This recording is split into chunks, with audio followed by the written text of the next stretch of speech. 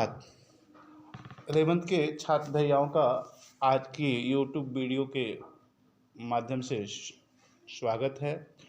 आइए आज के इस वीडियो के माध्यम से हम लोग आपकी हिंदी की पुस्तक आरोह भाग 1 के कृष्णा सोबती द्वारा रचित मियां नसरुद्दीन नामक पाठ का अध्ययन करते हैं।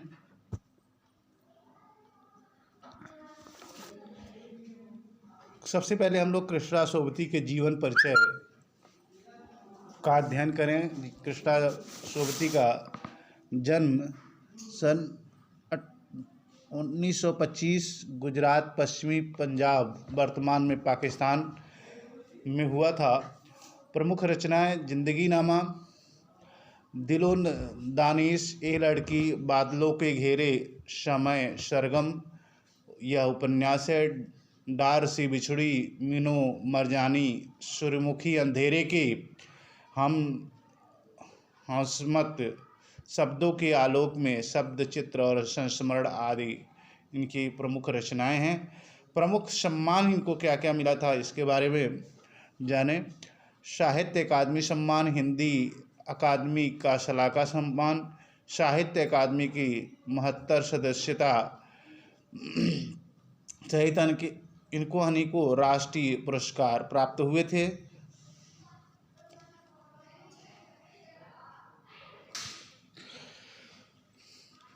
लेखिका कृष्णा सोबती प्रस्तुत अंश में मियां नसरुद्दीन जो गढ़ैया मोहल्ले में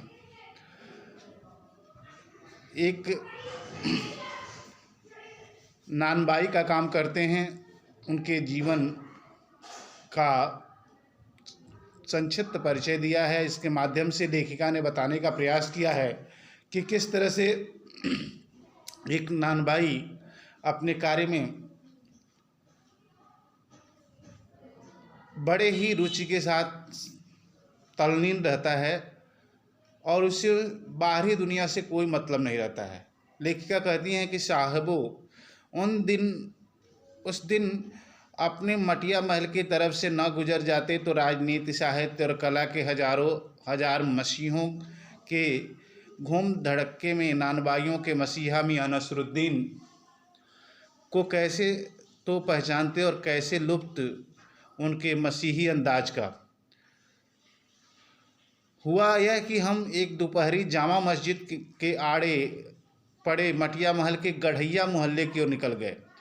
एक निहायत मामूली अंधेरी सी दुनिया पर पटापट आटे का ढेर सानते देख ठिठके। सोचा सेवइयों की तैयारी होगी, पर पूछने पर मालूम हुआ खानदानी नानबाई मियां नसरुद्दीन की दुकान पर खड़े हैं। मियां मशहूर हैं 56 किस्म की रोटियां बनाने के लिए।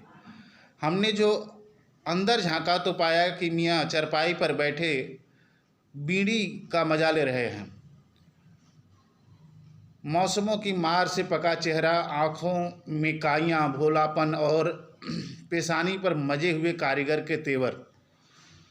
हमें गाहक समझ मियाँ ने नज़र उठाई।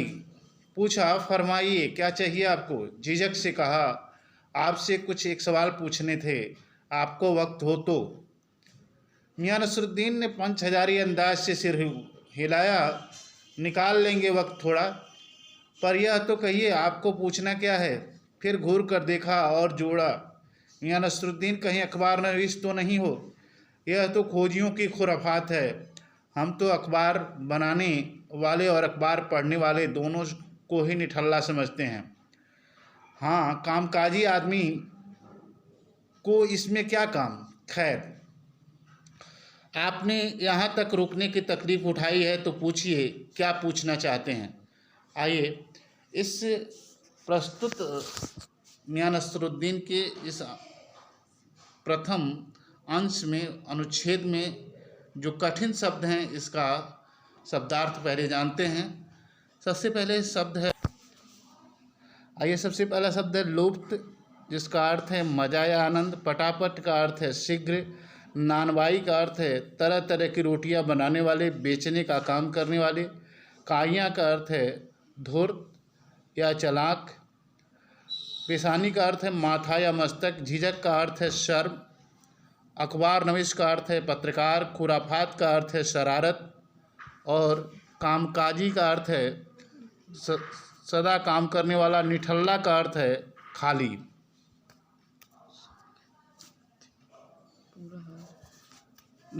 खाली। और हासिल का अर्थ है प्राप्त। हुनर का अर्थ है कारीगरी। इल्म का अर्थ है जानकारी या ज्ञान। और नगीना साज का अर्थ है नगीना जड़ने वाला। आइए अब इस प्रस्तुत अंश के प्रसंग सहित व्याख्या, सप्रसंग व्याख्या देखते हैं। अंश में लेखिका यह बताने का बताती हैं कि एक दिन लेखिका सुबह का समय था और गढ़ैया, मटिया महल के गढ़ैया मोहल्ले से होकर निकलती हैं। एक स्थान पे बहुत से लोग इकट्ठे हुए हैं। देखकर पूछती हैं कि क्या हो रहा है वहाँ।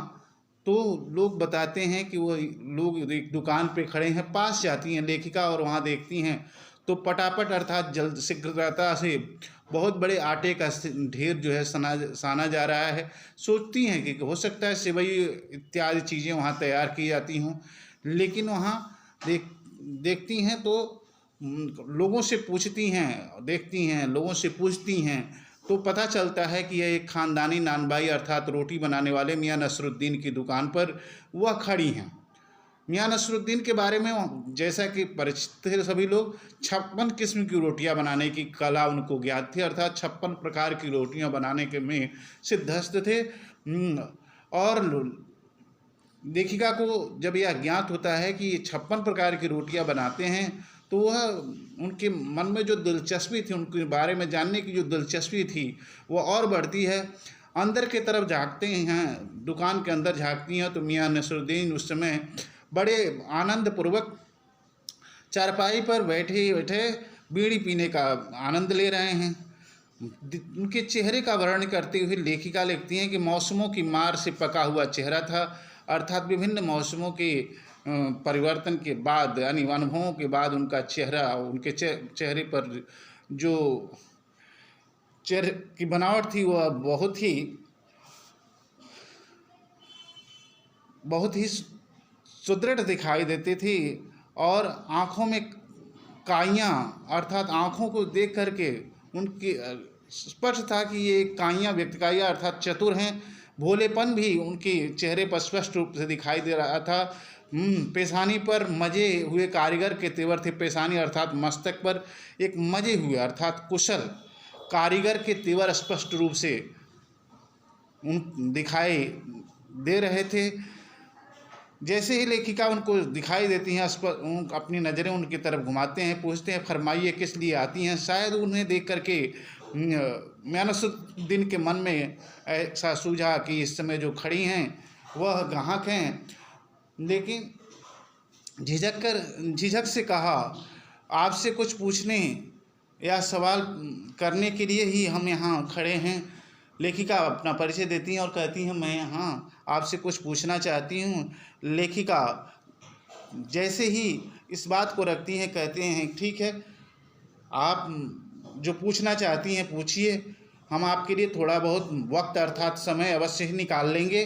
और पुनः एक बार देखते हैं लेखिका की ओर, घूर करके देखते हैं, पूछते हैं कि कहीं आप अखबार नवीस तो नहीं हैं। अखबार नवीस अर्थात समाचार संवाददाता। तो कहते हैं ये जो दोनों लोग होते हैं समाचार वाचक और समाचार को लोगों तक पहुंचाने वाले संवाददाता लोग, दोनों ही लोग हमारे देखने में निठल्ले होते हैं, उनको कोई काम नहीं होती है।